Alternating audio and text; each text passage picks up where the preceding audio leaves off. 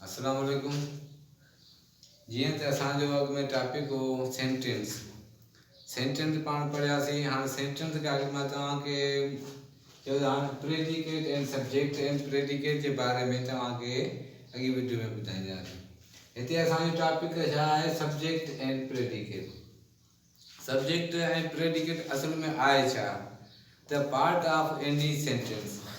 कंहिं बि जुमिले जा उहो जुमिलो कहिड़े बि क़िस्म जो हुजे, असरलेटिव हुजे, निगेटिव हुजे, इंट्रागेटिव हुजे, एक्सक्लेमेटरी हुजे, कहिड़ो बि जे करे पाण जुमिलो लिखूं था या ॻाल्हायूं था या पढ़ूं था त असांखे ॿ शयूं अहम हुन में ॾिसण में अचनि थियूं।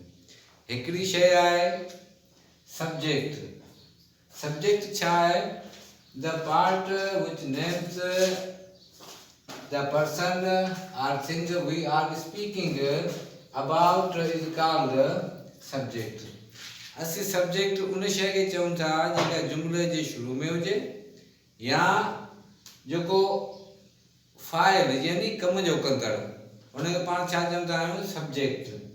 हिन में हिकिड़ो नंढिड़ो एग्जाम्पल तव्हांखे ॾियूं था त Ali reads a book. Ali किताब पढ़े थो त थो, पर हाणे हिन में पाण ॾिसूं त सब्जेक्ट कहिड़ो आहे, प्रेडिकेट कहिड़ो आहे। सब्जेक्ट पंहिंजो छा थी वियो? अली। जुमिले जो उहो हिसो जेको शुरू में अचे जंहिंमें नेम ऑफ पर्सन हुजे या कंहिं बि शइ जो नालो हुजे, उनखे पाण छा कंदा आहियूं? सब्जेक्ट में रखंदा आहियूं। हाणे अॻिते जेको पंहिंजो ॿियो हिसो जेको जुमिलो आहे प्रेडिकेट। प्रेडिकेट माना हिनखे पाण पूराओ बि चई सघूं था सिंधी में, पक बि चई सघूं था, या जेको हुन कमु कयो उहो पाण प्रेडिकेट में रखंदासीं। The part which tells something about the subject.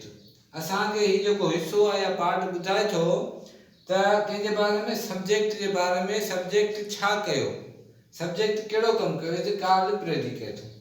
हिते साॻी मिसाल पाण हेठि खणी आयासीं, अली रीड्स अ बुक। हिन में पाण अली खे हिते शो कयो आहे, अली छा थियो? पंहिंजो थी वियो सब्जेक्ट। हेठि जेको आहे reads a book, reads a book खे पाण विराए छॾियो आहे त हिते पंहिंजो रीड्स अ बुक छा थी वियो? पंहिंजो प्रेडिकेट थी वियो। हाणे हिन खां अॻियां पाण सब्जेक्ट एंड प्रेडिकेट खे अलॻि अलॻि पाण डेफिनेशन कंदासीं। हाणे आउं तव्हांखे वधीक कुझु कोन थो चवां। I am silent, are you, like, comments or subscribe as you wish.